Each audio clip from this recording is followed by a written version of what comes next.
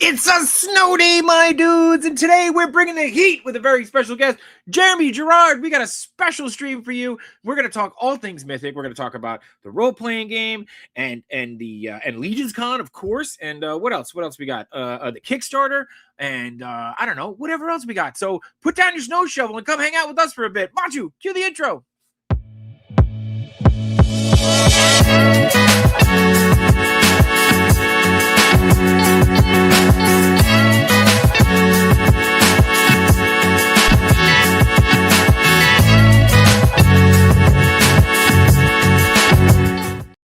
I was gonna have to pry that shovel out of my cold dead hands. Anyway, what is up? It's not Wednesday, my dudes. It's a very special episode. Today we're gonna be talking with Jeremy Gerard, who is backstage. But first and foremost, Machu, how are you? You're muted, apparently. Yeah. I am tired of shoveling. I mean, same. But we're supposed to get more snow tomorrow too. Apparently, more snow tomorrow. 2 feet here in Staten Island, where we are. I just, you know what it is? The problem is right now, I don't know where the hell to put it. It's that's what's going on. It's just pile it up. Yeah. So nothing. I mean, it was just starting to melt. Yeah, it just went away. And then now, like, I looked outside my window when I woke up, and I just saw like icicles, like really long icicles coming from my roof, and I was like, "Oh, yeah. Well." So it is starting to melt a little bit, but yeah, maybe I should take care of that. The icicles that are like, you may have to. They're just dangling, you know. You may have to. We had a few people stopping by in the chat here. I think more people are starting to trickle in, but we got Manic Mike is here. D Blake Banks is here saying, "Hey fellas." Webhead's here. Sonic Rockman is confused as to why he's here. I think. I guess. I don't know, but he wants to know why so early. Well, you know, it's a special one. That's it. So, Rel is here, of course, our neighbor. We'll have an episode tomorrow too, so don't worry. You don't worry. He got us twice this week. What's up, Jevons? Let's see who else we got. Brian is here. RPG kicks off tomorrow. Awesome figures, coins, dice, books. Oh, it's all great. It's all great. El Spooky Zorro is here. Real life perspective. Let's see. You need to catch the old guy from Home Alone. He'll salt the sidewalk for you. So, it's Tuesday, my dudes. It's Tuesday. Tuesday Spawnies. Let's go with that. So, yeah. Anyway, that's more than enough filler. I think we should just bring in Jeremy. And by the way, we have no right to complain about shoveling, because Jeremy just said the snow was over 3 feet by him, which is crazy. So let's bring him in. Let's bring him in from outside and make sure he stays warm. 3 feet, dude. That's crazy. Yeah, it's so growing up, there was like this kind of like urban legend lore of the blizzard of 78 here in New England and Rhode Island, and we broke the snowfall amounts from the blizzard of 78 yesterday. Oh wow. And there was still a ton of snow on the ground. Like, yeah. You know, we still had a lot of snow from the last handful of storms we've gotten. So like you said, I do not know where to put it at this point. It's we haven't had a bad winter in like a decade, but we're making up for it this year. It looks like. We are. I was outside shoveling yesterday and I kept saying to myself, we don't have earthquakes, we don't have fires, we don't have snakes, we don't have alligators. Like, casually reminding myself. But anyway, dude, thank you so much for being here. I know that we've been going back and forth a little bit since last Legions Con, and it's so good to finally get you on the show. And it's a good week to have you because you got a lot going on too, man. You know, dude, it has been a race to the starting line, not even to the finish line yet. A race to the starting line for this Kickstarter. It's you know, we got a pretty well-oiled machine when it comes to pre-orders these days, but Kickstarter is like a whole different level of headaches and complications and preparation that you've got to get ready for. At the same time, we're also launching a product that we've never done before with the role-playing game and all these gameplay elements, you know, talking to a whole new community, a whole new crowd, customer base. So there's a lot that's been going on as we get ready for the launch of the Kickstarter tomorrow. Yeah. I mean, though, you guys are primed though for this role-playing game, right? Because you're no stranger to storytelling and world building. I mean, it's not like, every character comes out and it's just like, hey, here's a knight. Every character's got a faction and a backstory. So how did that translate when you were starting to put together the role-playing game? Well, it's funny you say that, because actually both extremes, I think, really work well here. So while we do have a lore and story and narrative for all of our characters in our world, from the earliest days of the line, the fact that there wasn't an entertainment property behind this, there's no comic, there's no movie, there's no cartoon, it kind of allowed people to make their own stories. And the pop and swap aspect of our figures really allowed people to say, like, hey, I'm going to make my own character with these parts. So, that is prime for a role-playing game. That's what you do. You create your character and you create their story and their look and their, the weapons they carry and all that. So from the earliest days of the line, people were like, oh my goodness, I use these characters for my Dungeons and Dragons character, for my game and stuff. So we knew that there was a desire to have a role-playing game that used these characters.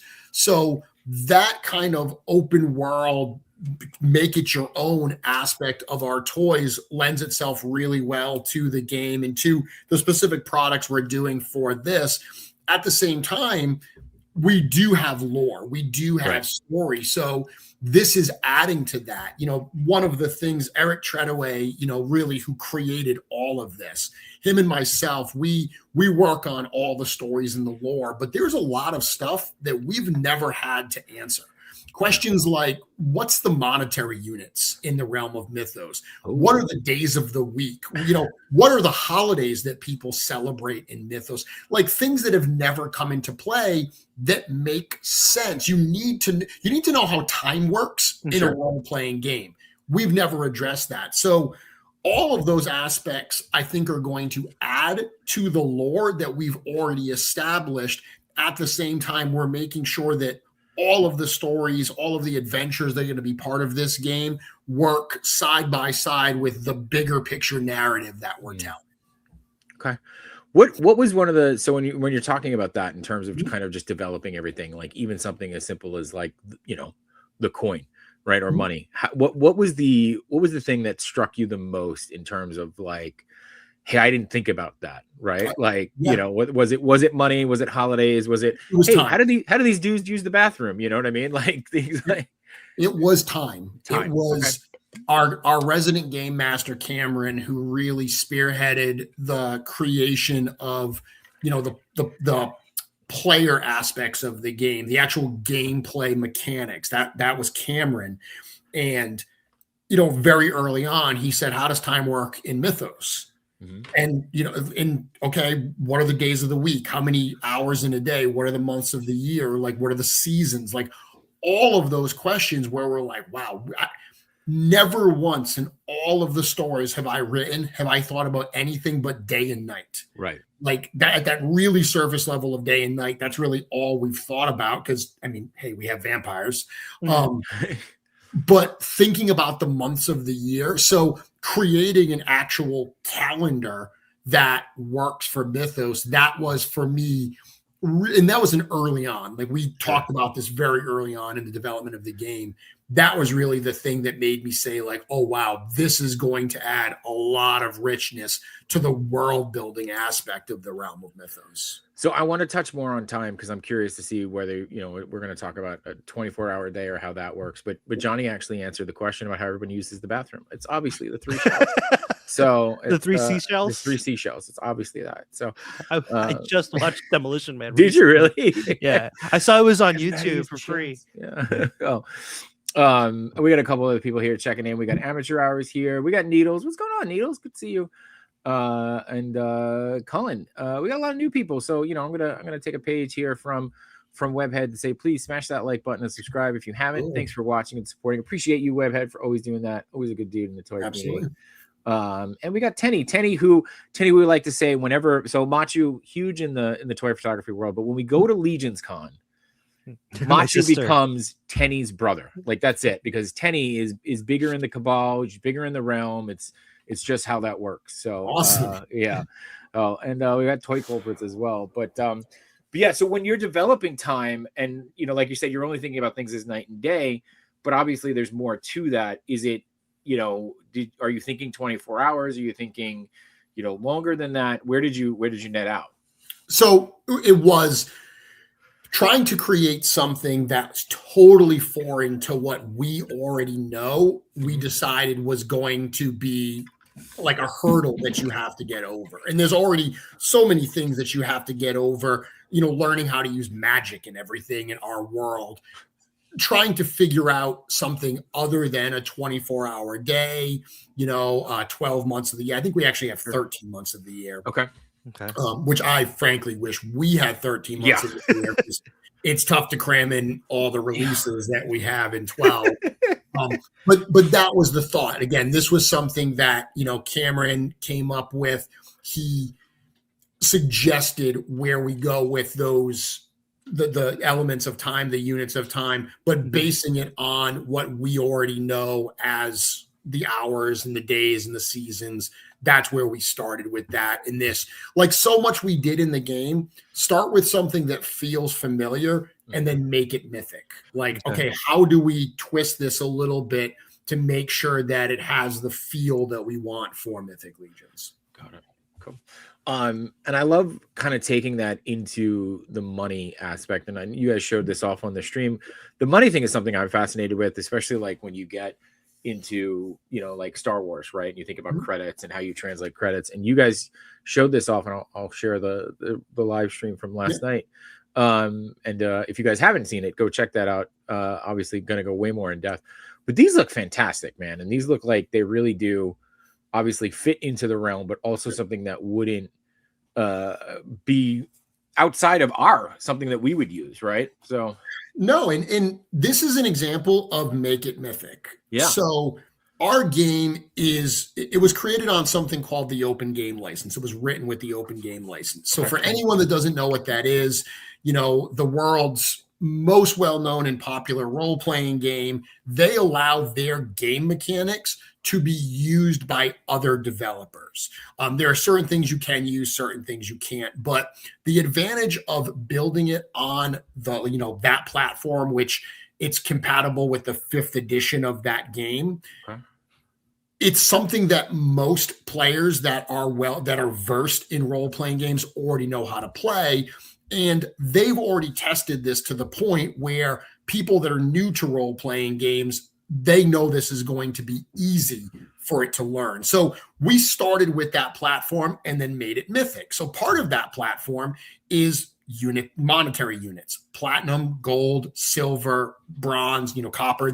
Those are already in the game. You get a bag of gold or a bag of silver. So we started with just using those units, and then we said, well, how do we make it mythic? Okay, let's tie different monetary values. Instead of just making it these precious metals, let's tie it into these different kingdoms or these different factions and everything, and then write some story around it. At the end of the day, the concept of a gold coin, a silver coin, and a copper coin, that's not something that's hard to get your head around. But by making it a golden lion from Leandor, the silver eagle from Etheros, and so forth, it makes it mythic. Right. Yeah. And even like you're saying, tying them back to the design looks great here. And this, like even the stag and just how much that sticks out. And, the lion too, the detail on the lion. And then somebody I think wrote in the comments too that it's $25, and we'll get into obviously the pricing and things on the Kickstarter, but you're getting a set of 85 coins. That's pretty good. Yeah. We at first when we first pitched this, I thought it was going to be 5 coins. I thought you were literally just going to get one of each coin. And then Len, who's our project manager for the role-playing game, and George Gaspar, he's a kind of office manager, project manager as a whole. They were like, no, man, 5 coins is boring. Like, you've got to have a sack of coins. You've got to be able to like plop that down on a table and spread it out and run your hands through it. So this idea of I mean, genuinely, it's kind of like when you start the game, right? When you start the game, you don't start with one of each piece of monetary, coinage. You start with a bag of money. So that's what we wanted this to be. I'm thinking about when you start with Monopoly, right? Everybody gets handed out the same amount of money. Same concept. So we'll see Jessam be making the sack that the coins come in. Is that how that's gonna? I don't think this one. I think this is one, because one of the things we had to do for this game is go outside of our normal, of course, factory.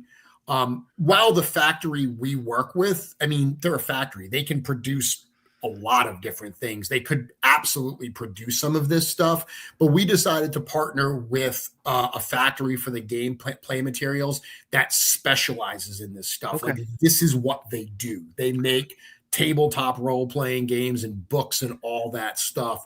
So they had the ability to do all this. So they have different, leather pouches that we can choose from. That's one of the great things is we're not like recreating this stuff from scratch. We're working with people that are already like, hey, we've solved all these problems. Here are all the solutions. Which one works best for you? Yeah. So you're not going in starting something completely new. You're working with something established and kind of picking it up, but then bringing that mythic feel to it, which is great. But it's really interesting to see and smart too, right? Like because by doing that and working on something new, but you're also then going to do the offering of the Mythic Legions figures in the Kickstarter. So again, you're bringing both of these together. Amateur Hour says chest of coins is very appealing. And then Johnny wants to know if people will be using these as currency at Legions Con. So you never know. I'm sure something will happen. And then of course, Bachi, you got it ready. Our good friend Rhino sharing his giving us a very generous $2 super hat and asking, is it Mythic time, baby? We're doing it live. That's it. Of course, Chubsy Wubsy, a huge fan of the show and a huge supporter of us, and I know that you guys, he's huge with you guys as well. So love Chubsy. And Rhino, we were over at Chubsy over the weekend, and Rhino brought over his all-in wave. Yeah, so we got to play with the bear and a couple of the other figures. It was actually funny. We were just there, and Rhino was like, "You gonna be there for half hour?" I was like, "Yeah, we probably will." And then it's a bunch of 40-year-old men hanging out on a play date, playing with figures. And posing. It was great. Yeah, bringing everybody together. So the bear. Okay. Machi, you're potatoing a little bit. If you want to, I'm losing you unless it's me. No. Okay. So I'm going to jump back a little bit because I feel like we dove right in, but I mean, and obviously, like it's a very natural fit for the role playing game. But what was like? How did the idea to kind of transition into the role playing game? Like, what was the decision to kind of do something like this? Well, like I said, since the earliest days of the line, we've had people say, "I wish I could play." With these characters in my role-playing game, or I wish there was a role-playing game for Mythic Legions. I played Dungeons and Dragons. Yeah, of course. And really, that was my introduction to fantasy in a lot of ways. So when I discovered Mythic Legions as a fan, my childhood love of Dungeons and Dragons really influenced how much I loved this toy line. So it felt like it was always a really close connection. It was always kind of there. Yeah. And then just as the company's grown, as we've looked at like, hey, what other things can we do? Like, we want our existing fans to be able to experience our stories in the realm of mythos in new ways. At the same time, we want to introduce what we're doing to other people that they may not be toy collectors, but they love fantasy. We think they love what we're doing, but they're right outside of where we're kind of running. So that was the thought here is, and then I should also add, having someone like Cameron in-house who's, been such a fan and player and, he's been around tabletop gaming his entire life and role-playing games. So having someone in-house with that level of expertise, everything just kind of came together to say, like, you know what, let's give this a shot. We've had challenges in the past. We had another Kickstarter for a video game that was not successful. The Kickstarter was successful. The game was not. And we subcontracted that out. Like we licensed Mythic Legions to another development crew for them to build it. And we ultimately were not happy with the way that relationship happened and the end result of it. So for this, we were like, no, we want to keep this in-house. We want to develop it. Even though we worked with outside artists, we worked with outside writers and gameplay experts, the core of this, the team leading this, they're all in-house. And we fully developed this game before the Kickstarter. So this is not like, hey, the Kickstarter is going to help us pay for the development. No, this is just to figure out how many numbers to produce. It is fully developed and ready to go. So, yeah, I mean, like I said, it was always there. The idea to do a role-playing game was always there, and it just everything lined up to make this the right time to kind of go forward with it. Are you starting to see more people coming over or not yet from like the tabletop gaming community? Not really yet. I mean, we haven't done like a super big push. We did a show down in Pennsylvania called the Philadelphia Area Gaming Expo in January. And there were certainly some people there that were like, oh my goodness, these are awesome. I've never heard of this. But I think that that's going to come, you know, what we're hoping, the reason we're going to Kickstarter is because that is where so many role-playing games find audiences these days. We don't need to use Kickstarter as a funding platform. We could just run this on Four Horsemen, but we're only going to be selling it to the people that already know us. So Kickstarter is great as a marketing tool. Like we are hoping that the Legionnaires hit this campaign, you know, hard and fast and really get that funding up there, because what that's going to do is it's going to cause Kickstarter to take notice and start pushing it. And that's where the discoverability comes into play, where other tabletop gameplay fans are like, oh, what the heck is going on? This is $1 million role game Kickstarter that I've never heard of. Like, what is going on? Something is hot here. I need a piece of it. So hopefully as we get introduced into that gaming community. Got it. Yeah, I think that's great. And I love the slow burn aspect. And you're right, Kickstarter is great for kind of introducing people to a new way, and especially when you're getting the momentum. So, you know, I will say this, and if you are watching now, make sure that you're going in and you're saving, because before the Kickstarter goes live, because I know that does help promote it if you get the interest ahead of time. Meanwhile, you're at 2,465 followers. You don't need me. Every little bit will help. $5 super hat says, how cool is it to get a pouch of coins, molten dice, and amazing figures along with the books and gaming materials? Four Horsemen always delivers great stuff. That is very true. You guys are so good about it, and I actually have queued up here. Just want to get started with this one. This is a great starting point because it's got everything you need to open the box and start playing immediately. Yeah. So, and then I do love, so this is, if you just want to get into, you know, the role-playing game, and then right off the bat, then next tier, if you're like us and you are a Mythic figure collector, you're offering the exclusive Paladin here for $99, which again feels like, I mean, for what is being offered just in the figure alone, this feels like a steal. I did want to talk about now, initial wave, only 750 pieces. So that's 750 pieces for the Paladin, or 750 for the game itself? For the Paladin. So no, we've updated this. So we made a change to this. We announced it this morning.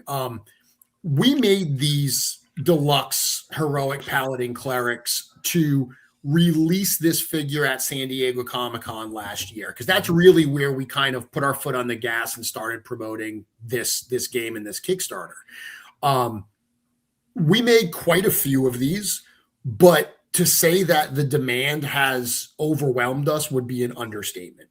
So many people have wanted this figure that we underestimated that demand. So these are already produced. We sold a bunch of them at San Diego. We offered them at Intern for a Day for our guests last year.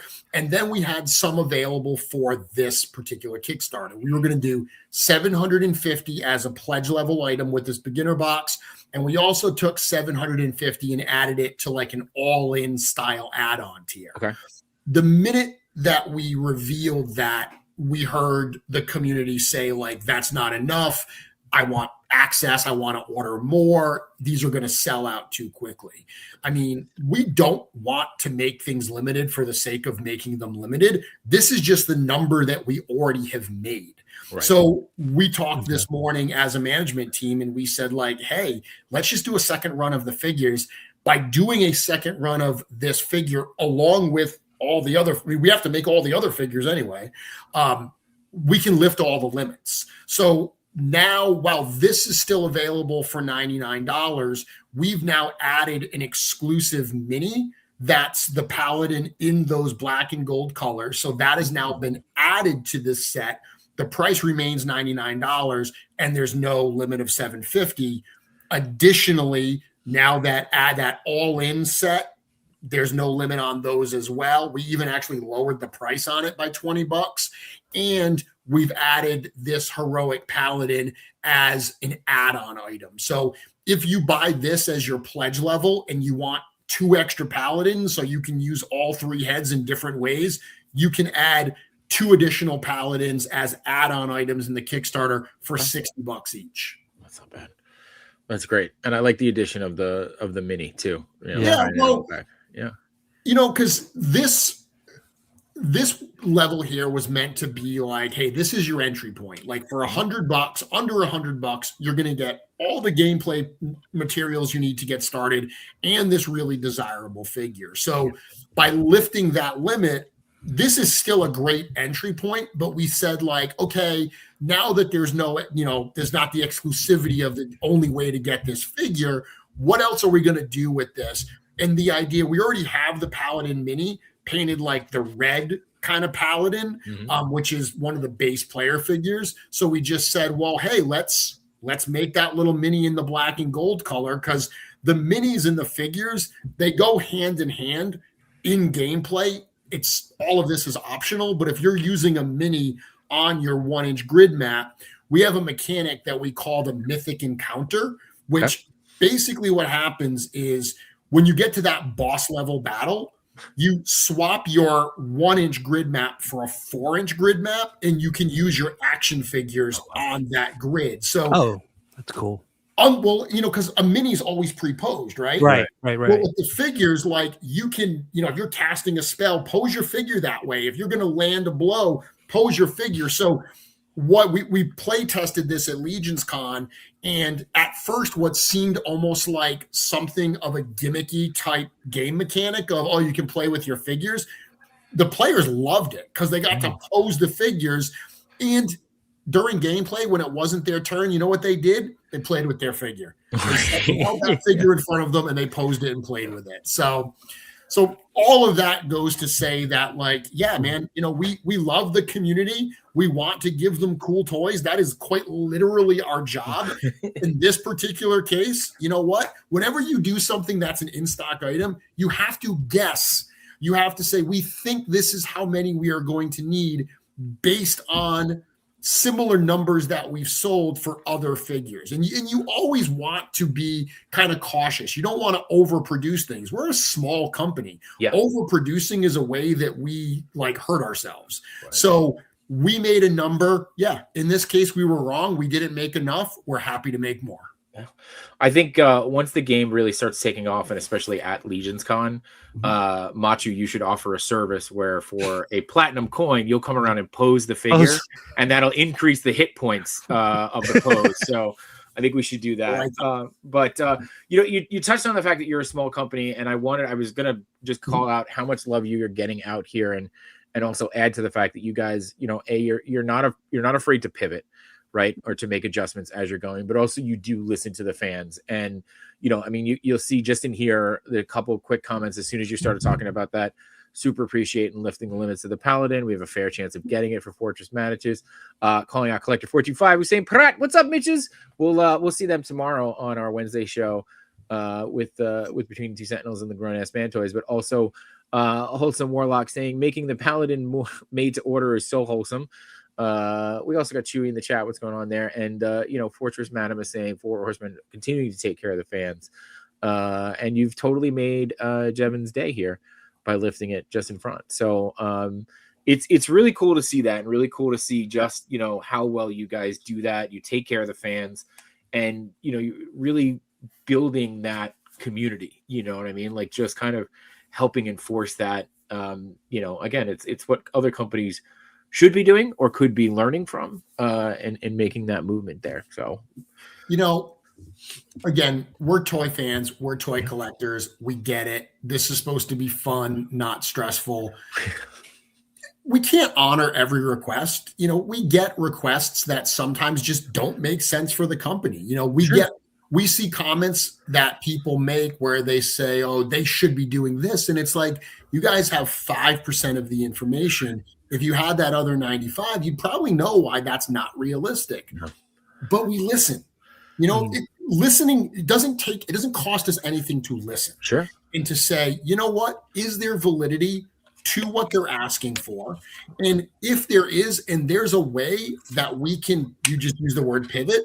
If there's a way that we can pivot and do something that's going to be for the benefit of our fan community, yeah, we're absolutely willing to do that. That's one of our superpowers, is the fact that we're still small, nimble, and we're led by toy fans who genuinely just want to make cool stuff. Like, you know, this is a business. There is a business reality to what we're doing, but we all want to put joy into the world. We want to have fun. We love the fans. So whenever we can do something that does all of those things, you better believe we're going to do it.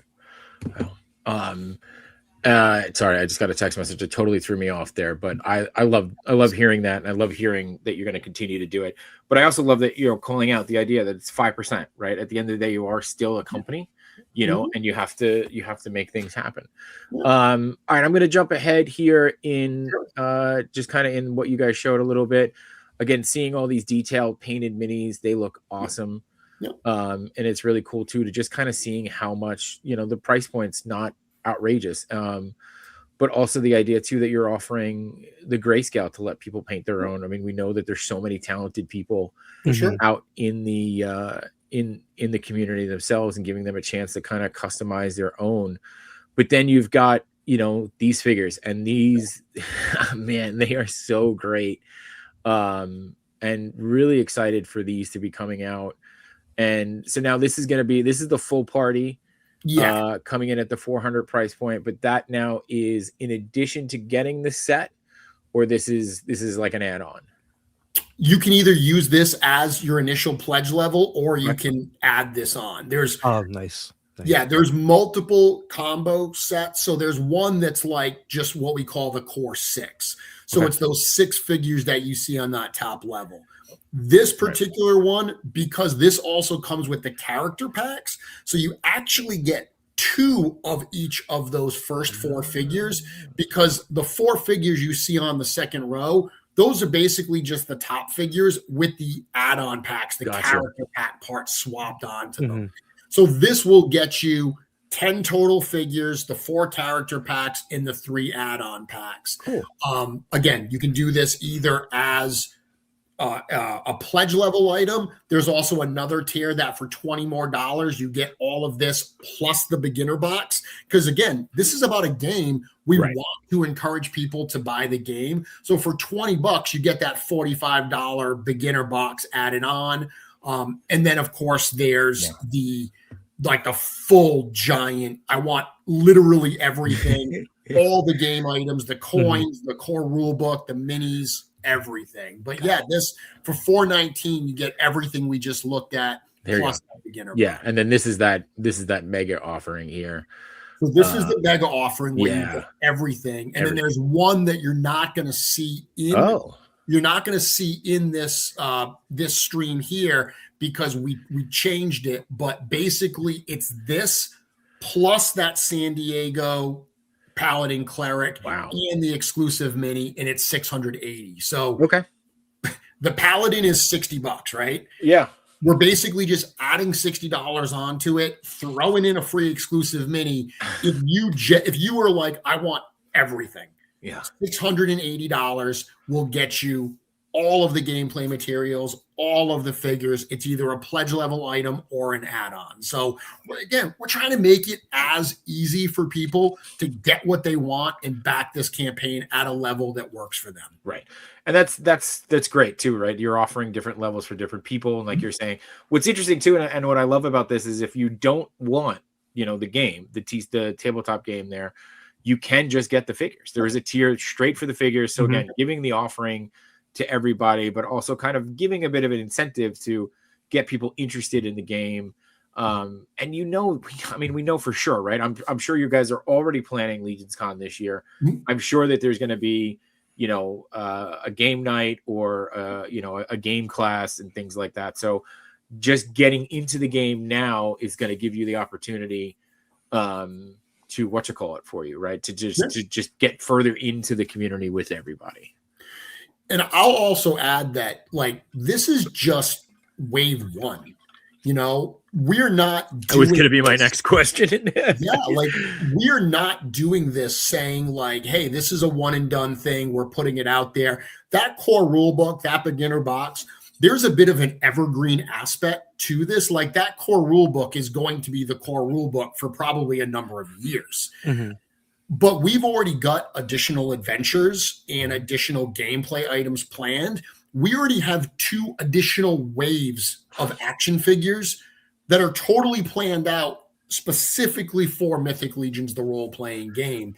So whether you're just buying these figures to add to your Mythic Legions collection, dude, that totally works as well. But if you want to try out the game and you want to start playing, this is not something that's going to be one and done and we're just going to let it die on the vine. We are breathing life into this. We are supporting this product line, hopefully well into the foreseeable future so people can adventure in the realm of Mythos. So I know that Webb had made this comment when we first started, but I feel like it applies more now, especially that you said you've got three more lines or 3 more waves in the works. Should we just hand Jeremy your wallet or should we wait? Is there that works for you? Yeah. Is there an option where I can just portion out my paycheck? There's a comment here from Thralling for Glory that says, I'm really hoping Wave 2 brings more anthropomorphic races like Snake Man and Dragonborn. Any hints that you can offer or anything you want to give away? Well, Dragonborn that's proprietary to Dungeons and Dragons. Okay. Ironically, we just did a Dragonborn action figure through our, partnership with Joe Manganiello and Archon the Cruel. But we have Dragosair. So our Arakagor figure, we do have a dragon race, a dragon man race in our Mythic line. We also have Reptilian. We have the Quaddle figures. So yes, those are all things that could be added over time. Again, we kind of had to start somewhere. Sure. And Mythic Legions with 11 plus years of lore there's so many things that we've created, including a lot of things that are unique to us. We've created races and monsters and everything. So we're trying to put some of that stuff in. The fact that you can play this game as a skeleton, that is not typical. Typically, you can't play as a skeleton. We have the Jagualian. That's a unique thing we created. So we tried to find the balance between what people would expect, like dwarves and elves and, of course, humans, with a couple other things. But as we go forward, when I said, we have ideas for expansions and everything, adding new role-playing games typically call them races. We call them species. They typically call them classes like cleric and fighter and so forth. We call them professions. We have a whole bunch that are not in the game to start, but are represented in the toy line. Absolutely, the goal is to bring them together. So all of that stuff is playable in the game. All of that. And the figure you did with Joe Manganiello, that thing is epic too. So that was a lot of fun. That one looks great. How did that, just real quick, I don't want to take away from everything else. Was that something you guys reached out to him? He reached out to you? Is he already a fan?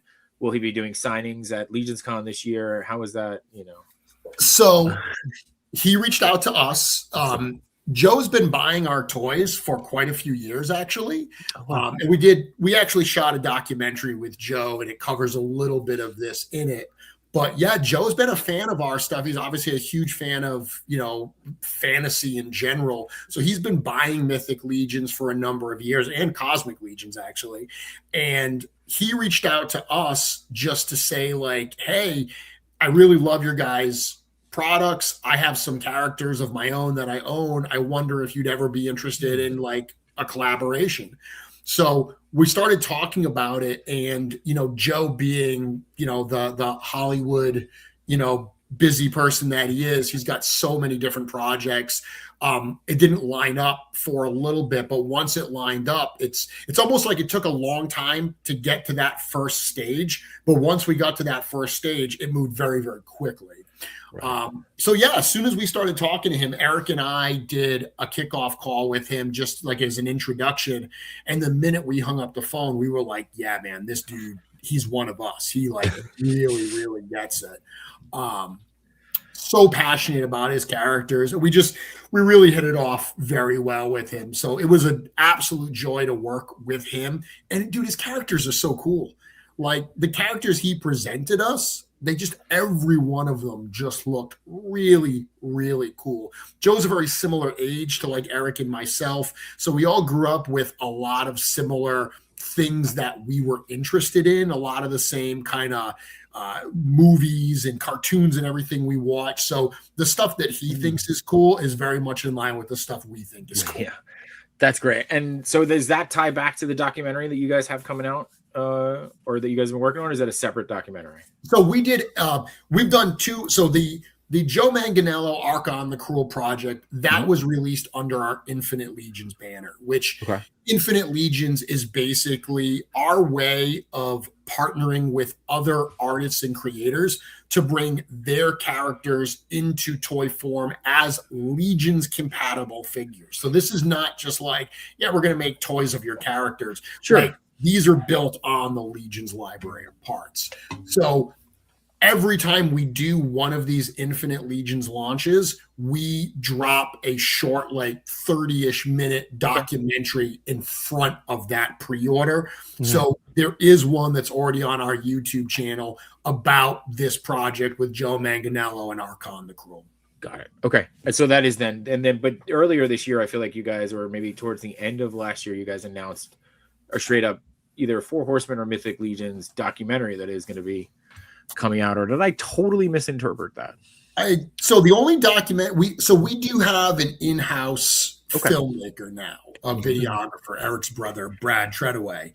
We dropped right before Legions Con last year. We dropped like a 1-hour documentary called This Is Legions Con. Mm-hmm.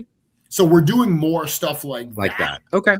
But as of right, and we've got other documentary content that we're putting together, but there's no, like, beyond that stuff that's very purposeful, there's nothing that we have planned to do just like a general Four Horsemen. Okay.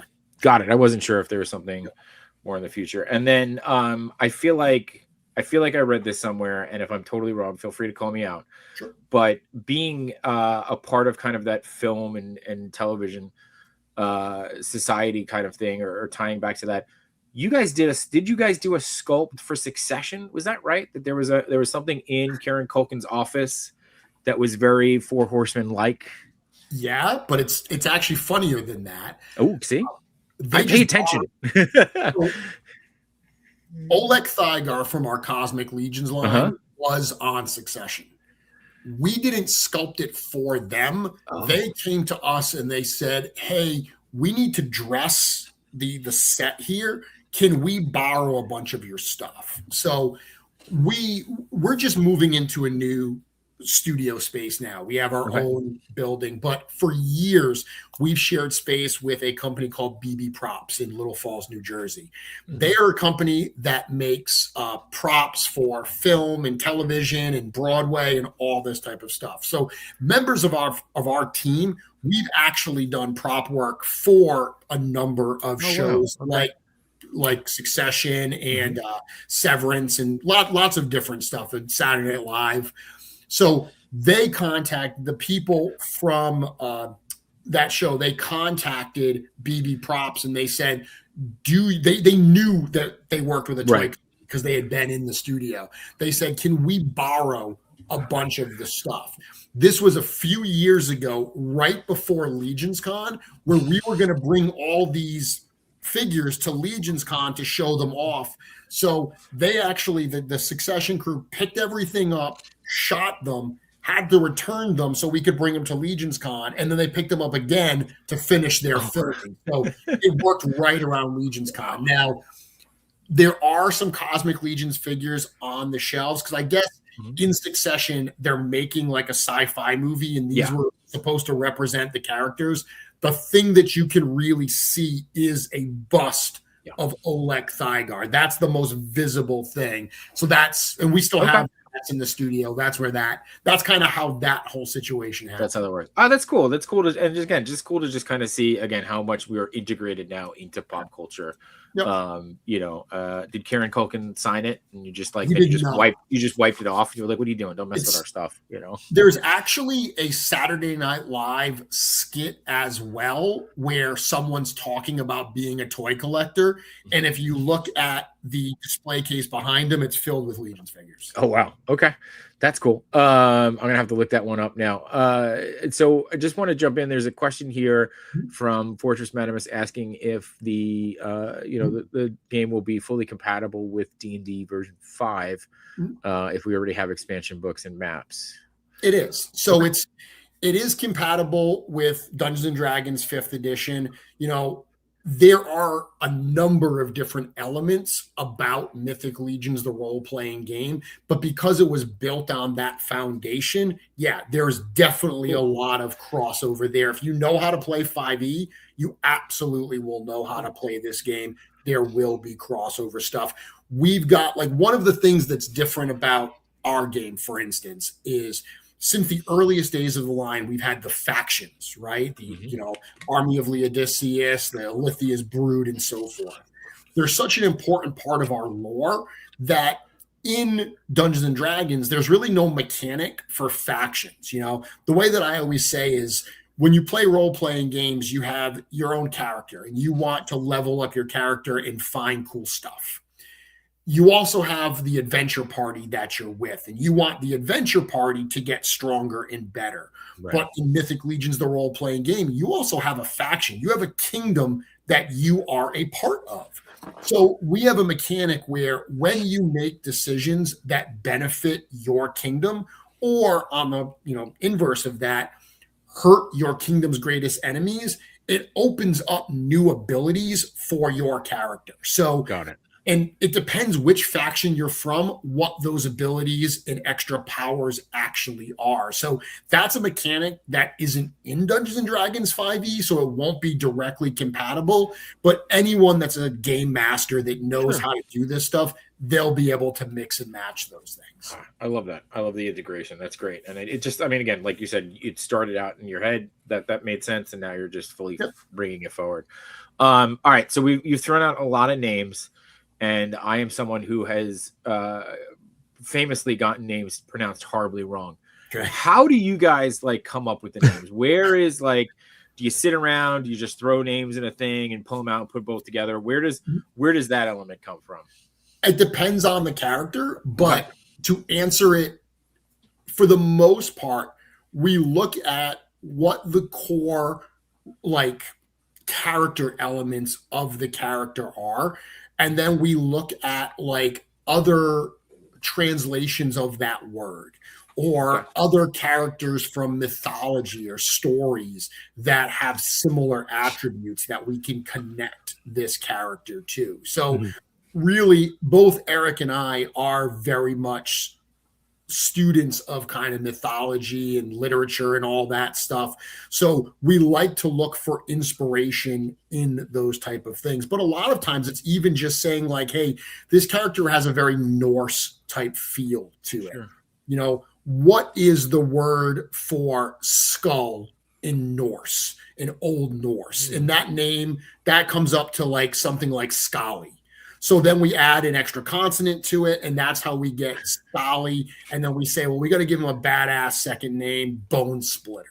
Scally Bone Splitter. Scally is basically just skull in Old Norse. So a lot of time it's kind of looking at like the breakdown of words in other languages, other ways to say things that have a specific design attribute or character attribute for that character, and then using that as our springboard to come up with the name. Nice.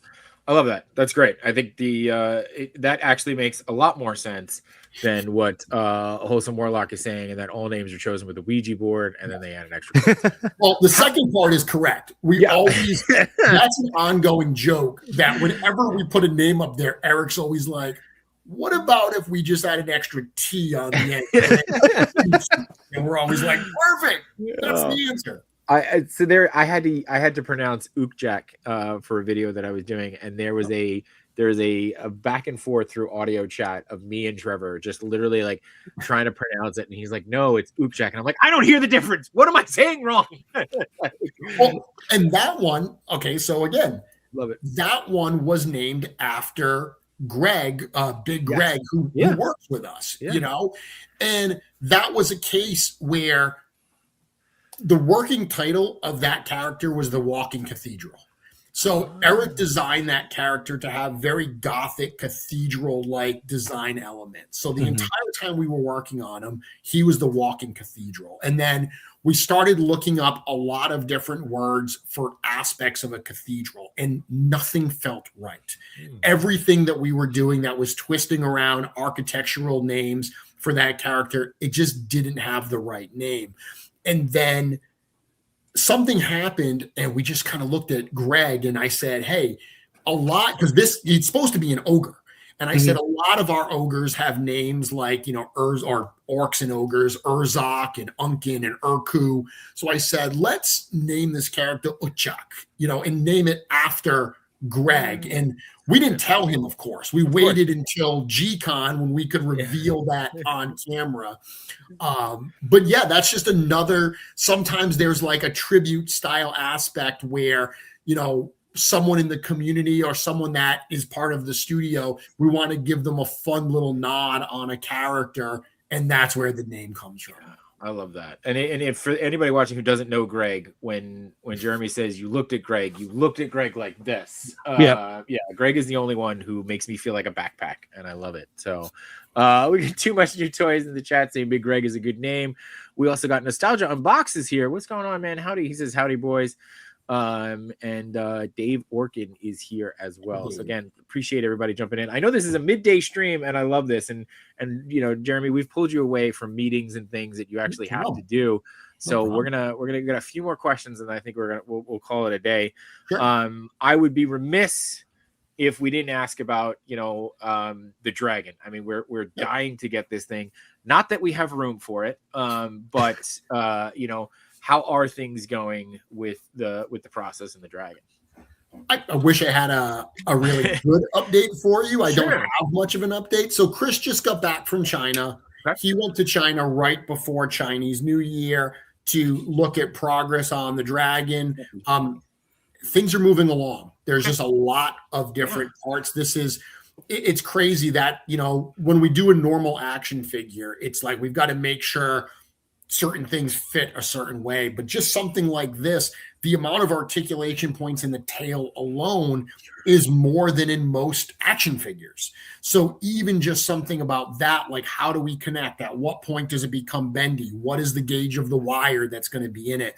This is all stuff that we're dealing with at the factory level, making sure that all of the sculptural details that we put into it are fully maintained. Like, you know, there's a lot of stuff with Beathir that have never been done before. The factory is producing pieces at a level that they just typically don't have to produce, those gigantic wings and stuff. So it's moving along. Okay. The progress is, I want to say where we want it to be. We'd always wish it was better. I wish I could come on and say that we're wrapping up production and it's about to ship.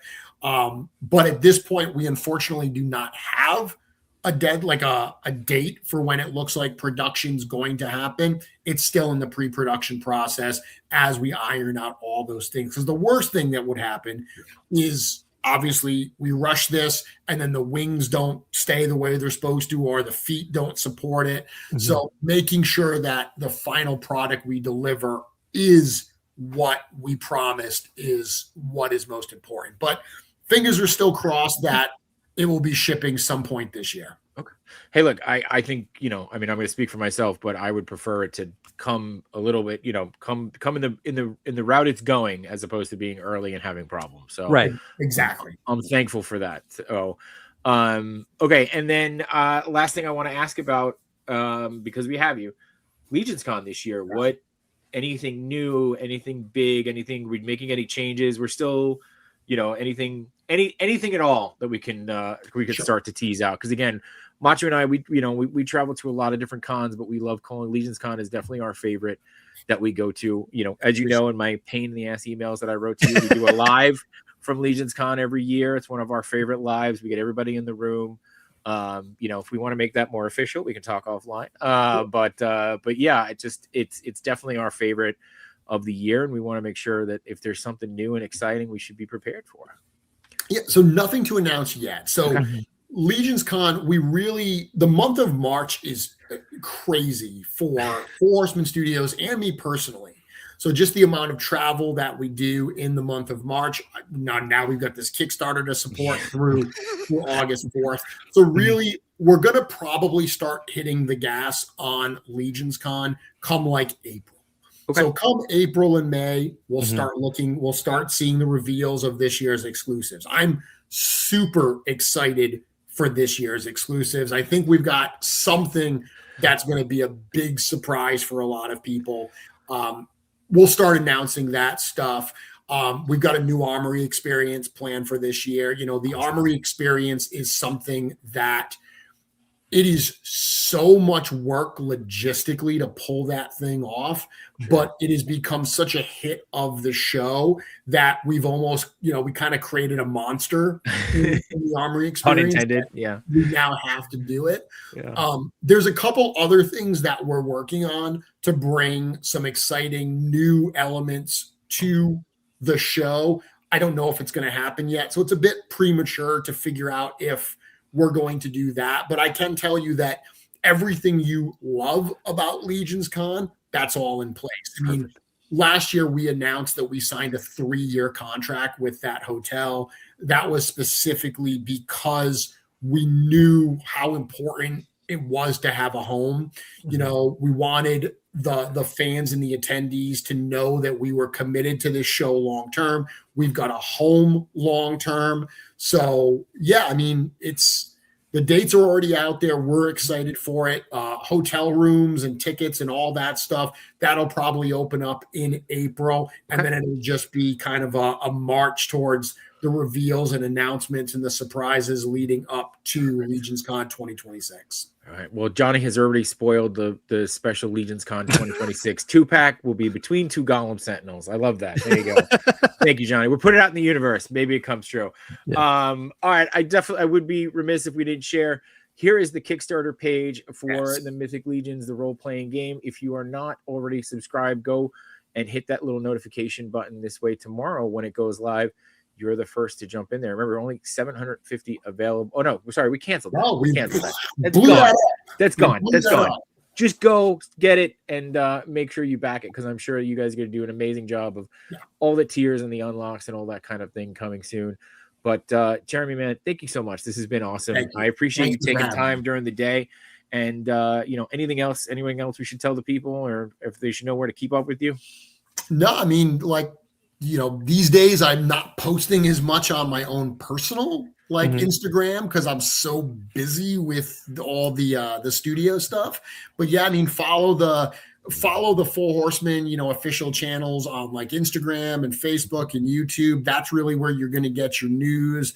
Well, we're just hoping, kind of holding our breath. You know, we know that this campaign is going to be successful, but how successful? Like, how are we going to break into this new audience and this new community? So everyone that lends their level of support, whether they're in for a minimum amount or whether they're an all-in plus backer, we thank them for their support, and we cannot wait to get these toys and this game in your hands.